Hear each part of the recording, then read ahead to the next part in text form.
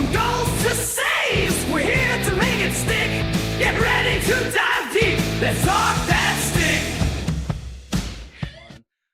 All right, guys, welcome back to another episode of Talk That Stick. We've got a little bit of a special one. We wanted to welcome our first guest ever, one of the hockey guys, huge guy on TikTok, Recliner Sports. Welcome to the podcast. Welcome. Hey guys, thank you for having me. Call me Devin. Devin's my name. You can call me Recliner if you want. It just sounds a little bit weird. So, but no, thanks for having me, guys. I really appreciate the invitation, and I look forward to it. Yeah, no kidding. So today, obviously, you notice we've got the Western Conference starting today, and we've got our stats guy. He's got a couple sheets going. So Matt, why don't you take it off here? So let's start off with looking at the Dallas and Vegas series and just some initial thoughts opening up on that. So I'll tell you what my process was for figuring out who I think is going to win each of these series. And I looked at something called net rating. It's a fancy stat to determine the effect that certain players have on the game. And then I also looked at, there's been a bunch of articles on The Athletic that have gone through the past 10 Stanley Cup champions and looked at the anatomy of those teams and what players on those teams would make up a Stanley Cup champion. So I use that to help myself determine what team would win each of these series. So for personnel, usually Stanley Cup winning teams, they'll have a first-line centerman that is considered like top 10, right? He's an elite centerman in the league, world-class superstar. Then you've got an elite winger that helps him out on the first line, and then one elite number one defenseman. So we're talking like Quinn Hughes, Cale Makar, that level of defenseman, Roman Josi.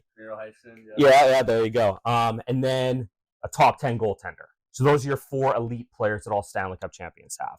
Then you've got top line players. So another top line player as your 2C who could play first line minutes, but he's playing as your 2C.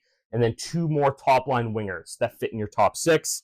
And then one other number one defenseman on your top pair. And then some depth pieces, two really solid middle six forwards, and then two other solid defensemen. So that's my process that I've gone through. So I'll leave it over to you, Jared. What do you think is going to happen in this series? So here's the thing, man.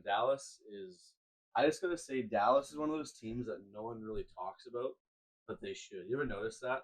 Dallas will have like the last 2 years where they have like the sneakiest good seasons ever, and they just don't really ever get talked about for the most part. Like, Jason Robertson had about the quietest over 100-point season I've ever even heard of last season. But for this season, for example, I want to say Dallas takes it in 7.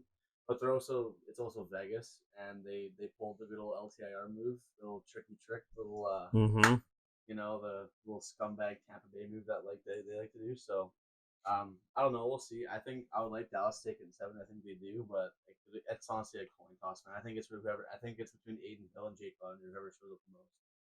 Yeah. So biggest X factors for you, Dev, for the Dallas and Vegas series. What do you have to say for that?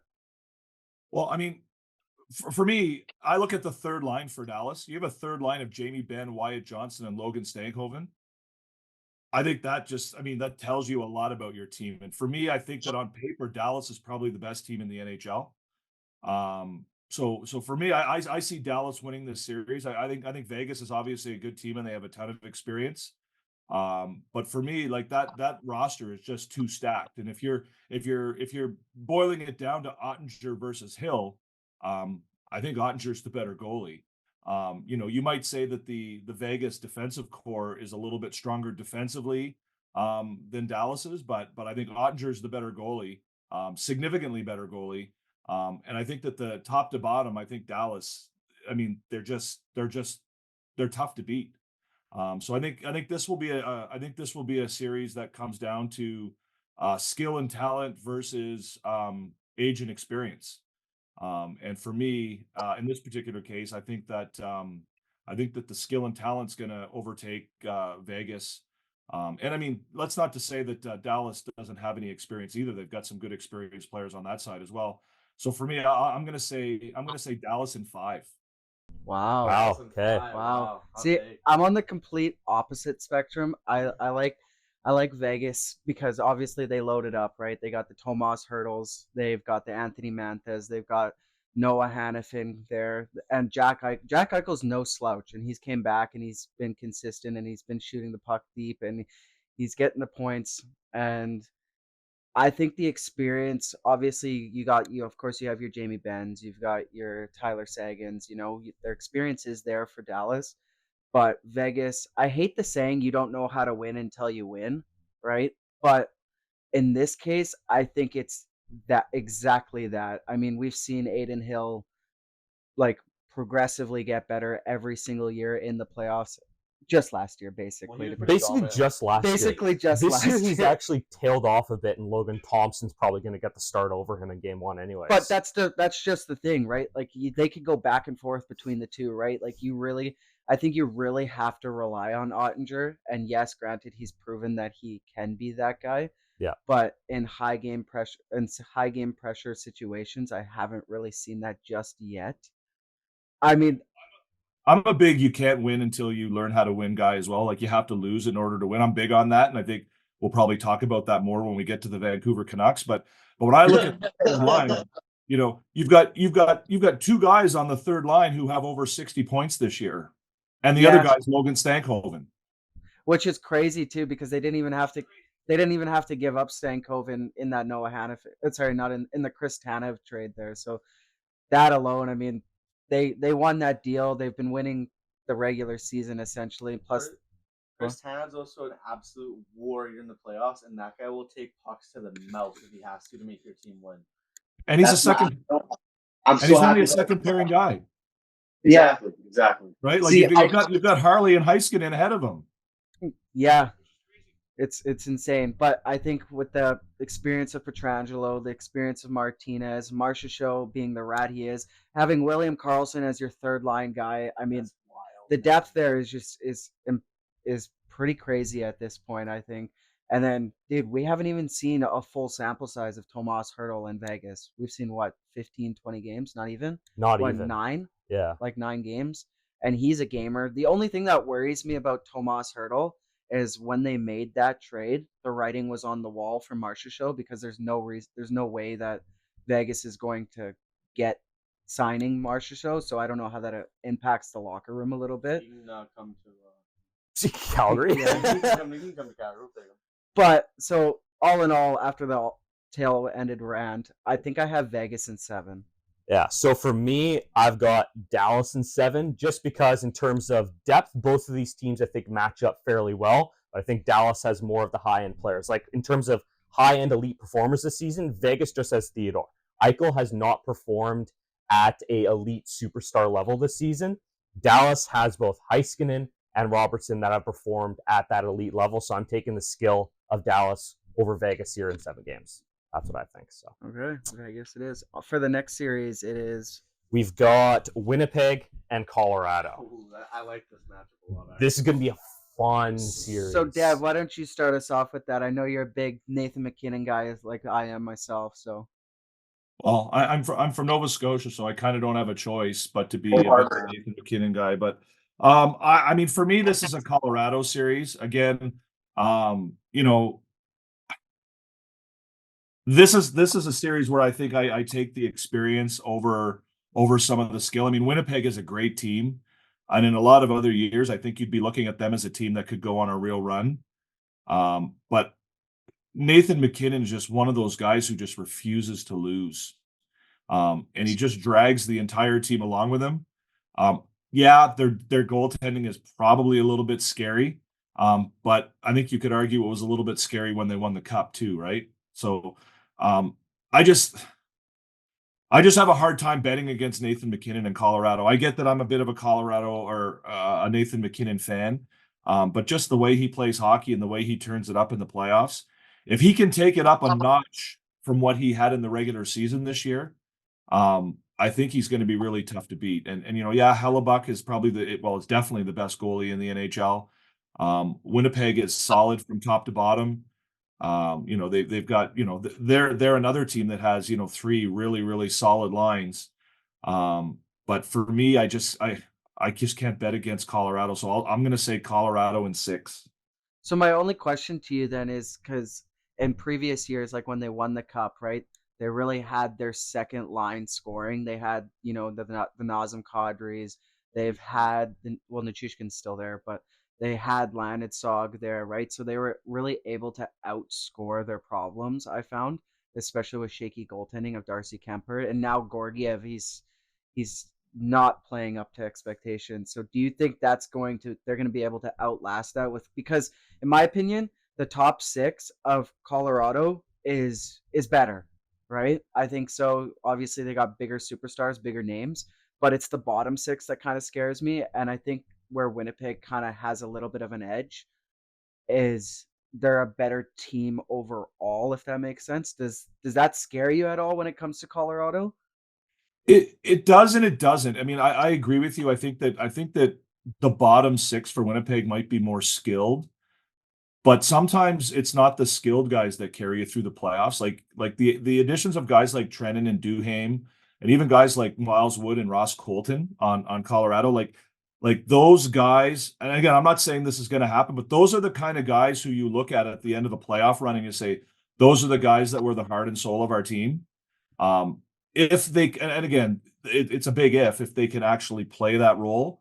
But I think those guys are going to turn out to be important additions for Colorado. And I agree with you. The bottom 6 I think that offensively and skill wise, I think Winnipeg probably has the stronger lineup.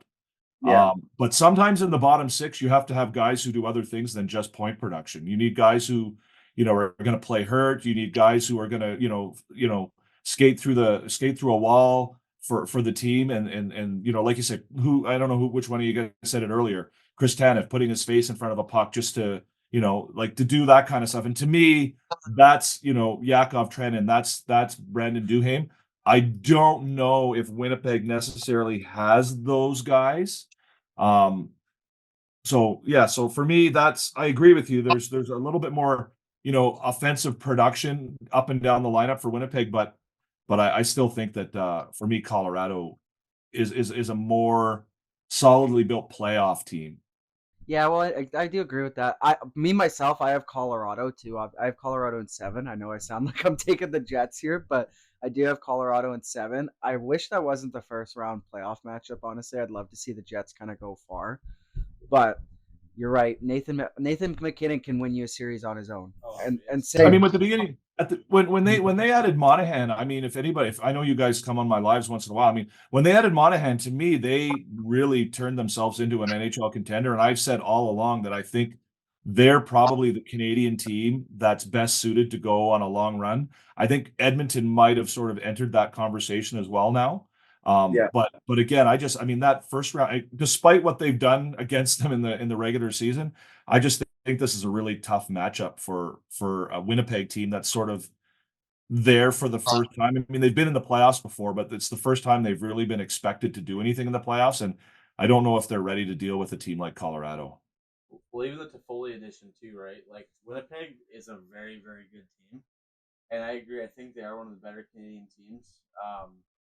But dude, like playing Colorado in the first round, that's almost harder than playing anyone to play in the second or the third round.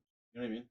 Like Colorado's just like, and that's what you were saying before. I genuinely think Nathan McKinnon can win this series for Colorado on his own. Not to mention Mikko Rantanen, like just that team in general. And if you watch his records from before, he actually elevates his game in the playoffs. How do you elevate your game from what you just did in the regular season? If he can even match that or do better than that, he'll walk this team on his own. When Nathan McKinnon's Last year at the playoffs, or when they won the cup, he elevated himself from 105 point guy or whatever he was that year. This year, if he can elevate himself from 140 point guy, yeah, that's pretty scary to think about. Yeah, so the only reason why the series is close, in my opinion, is Connor Hellebuck. It's the only reason why the series is going to be close. And if it wasn't for the team, if it wasn't for him on Winnipeg, I would probably go Colorado in 5 or 6, but I'm going Colorado in 7. Yeah, 7. So 7 seems to be the premise. I've got Colorado in 6, but not by they're close games. Like they're not. See, I think it's one of those series where it could be a coin flip too. Like I think Winnipeg definitely could win it. Like this is no knock against Winnipeg. This is the thing about I know in the East, if we were to go back to through the 1 through 8, it would be the exact same. But the West, that's where it differs. Correct me if I'm wrong here, but I'd have to go back and look I'm at pretty the sure standings that for it's that. not like that. Like, so what are your thoughts on the wild card division so far? Like, do you like the wild card or do you like the 1 through 8? I don't have a strong opinion either way on it. I think there's problems with both formats. Um, I like the idea of having upsets, and I think that the wild card kind of promotes that a little bit.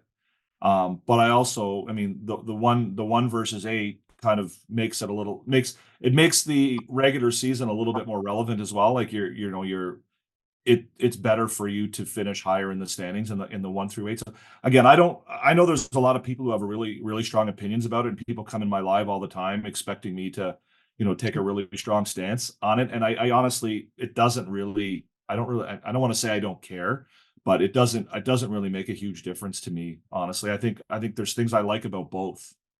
You know, Yeah, and just to echo Devin's thoughts there, like if you're a Stanley Cup winning team, the format of the playoffs shouldn't matter to you. yeah, Like if you're a good enough team, who cares who you're playing based on the format? That's my opinion, right? And in a playoff season like this year, look at the West. Like, which of those teams do you want to play? yeah, well, that's just it. You're the Dallas Stars and you have to play Vegas in the first round. Like, would you rather be playing Colorado? Would you rather be playing Winnipeg? Would you rather be playing the Oilers or LA? Like, none of those teams are fun to play against. Like, it's not like they're. I mean, in the East, you could argue like the Islanders and the Capitals maybe weak sisters in the playoffs. But I mean, in the West, I mean, like it's not like, like if I said to you, you're the Dallas Stars, who do you want to play of the 7 teams in the West? Like, there's no team that's really that enjoyable to have to play against. No, honestly, I think if I were to have to pick, it would either be Nashville or Vancouver, just based off experience. And I'm not really. We'll get into Vancouver, of course, but I don't. I have space. But those wouldn't be fun. Those wouldn't be fun series by any means. Exactly. You're not facing a Capitals. You're not facing an Islanders, right? Like those outlier teams that probably shouldn't have made the playoffs, but you know what they did? They rallied back. So yeah, no, I wouldn't call what Washington did a rally. They lost 6 straight, and they put themselves in that position to begin with. So they kind of got didn't suck as much as everybody else. Yeah, pretty much. Yeah, exactly. The Eastern was just a joke this year, to be honest. You know, my dream goal is this year is to have 1 through 16. It'll never happen. I know it will never happen. Serious? But that's my dream, dude. I'd love to have 1 through 16. But the travel for that would be so terrible. I know, but that's yeah. kind of my goal so far. Quick thing before I wanted to go into the next series. One question I wanted to ask you is how did you find hockey and when did you start liking it and what made you start your own TikTok?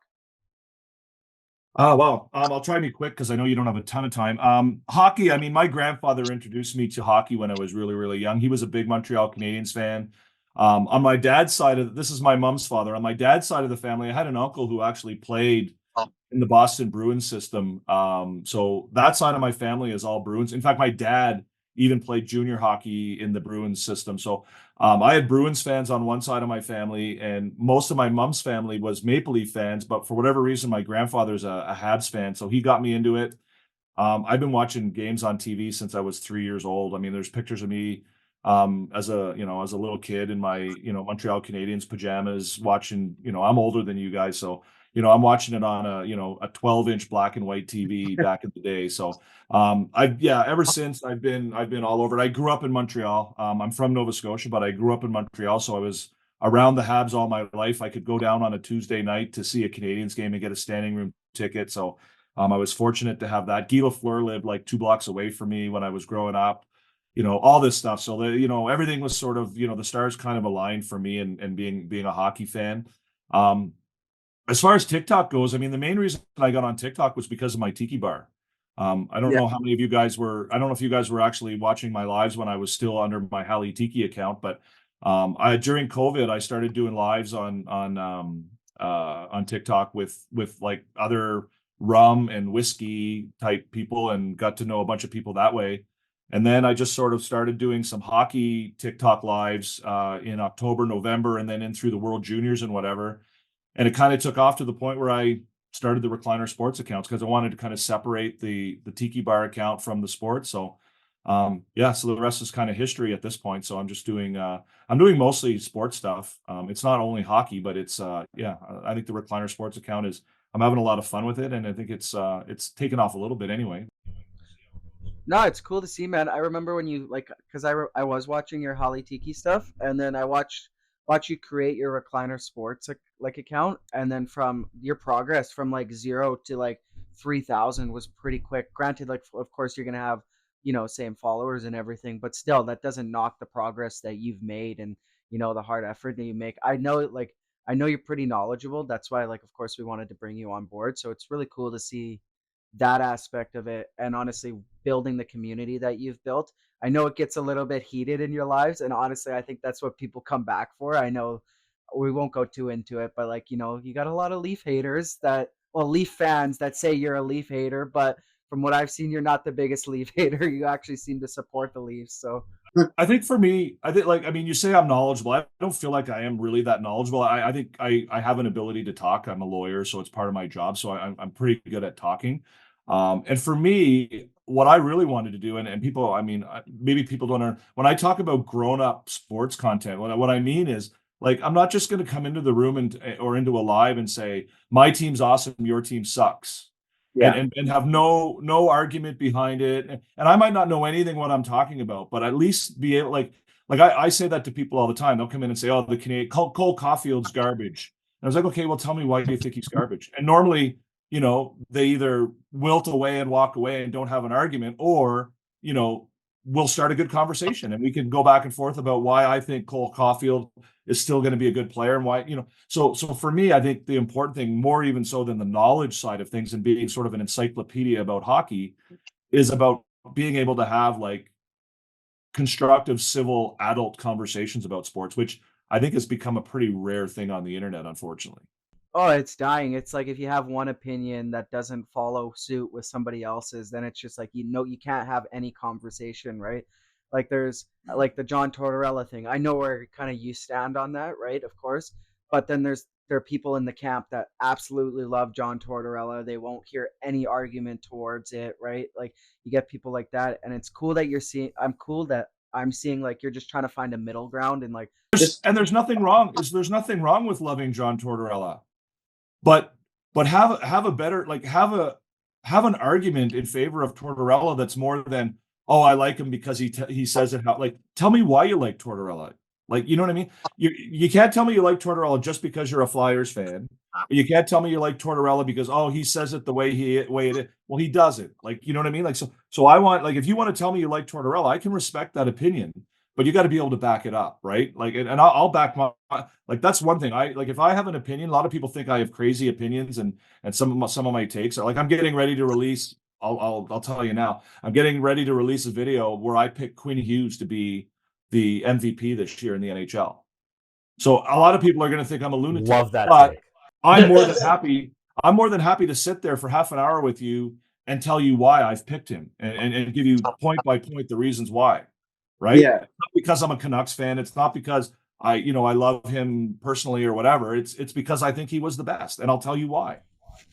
Yeah, I'm actually curious. I'm excited for that video. Honestly, I know him over there. He's super excited to hear that because Quinn Hughes is his boy. It's hard to pick a defenseman for MVP when there hasn't been one in 24 years. Yeah. So in that sense, it's kind of crazy, but again, I think he was the best player in the NHL to his team this year. Yeah, no, I really like hearing that. Honestly, that's the one thing. That's why we follow you. That's why we like listening to your content, because you just say your opinion, and you know what? If people aren't open to if people are willing to talk about it, then you do, and if they don't, then they don't, right? Yeah, like, I mean, I'm sure you guys were around for some of my lives where I had my Team Canada up, and I would literally sit there for hours some nights and just say the same thing over and over and over again about why I didn't have Mitch Marner on my roster. Like, Yeah. literally, there would be nights where I would say the same thing about Mitch Marner like 50, 60, 70 times. And everyone would come in and they would say, oh, you're an idiot. You don't have Marner on your team. Okay, well, give me an argument why. I'll tell you, here's why I don't have him in my lineup. And then they would just say, oh, you're stupid, or you don't know anything about hockey, or have you ever played hockey before? And it just, so it's like, again, I may take positions that people think are crazy, but I will sit there and I will, justify it, Hey, if you ask me to. it's okay. We've got some pretty crazy take guys on our crew too. Yeah, We've you got should have been there yeah, yesterday we when had one of our guys was saying that Tavares will sign for $2 million next yeah. season. Yeah, So right. Yeah, right. one of our guys thinks that Tavares is gonna sign for 2 million after the Leafs. And granted, like his points were like he grew up, Toronto boy, bed sheet guy kind of guy, so he thinks he's gonna take the money and everything. Then he's not gonna worry about the money, and he wants to win a cup. I'm in the camp of you don't give a 70-point guy $2 million, and I don't know unless he pulls a Patrice Bergeron, right? But he also had Connor Ingram as his third place vote in Vesna. But see, there's delusional fans for every franchise. I think the Leafs probably and the Canadians also probably have more than most. Vancouver might be in there too, by the way. But I just think like so people that are like that, like the people who really get mad about me from the Leafs franchise people are the people who think that they get mad at me because I say I don't hate the Leafs. Like if I tell them that I would love if you ask me who I want to win the East this year, I want Toronto to win the East. Yeah. Do I think they will? Absolutely Really? not. But that's to me what I would enjoy seeing the most. And it drives them crazy because they see me as a Canadians fan. And from their perspective as a Leaf fan, they couldn't possibly ever say anything nice about the Montreal Canadiens.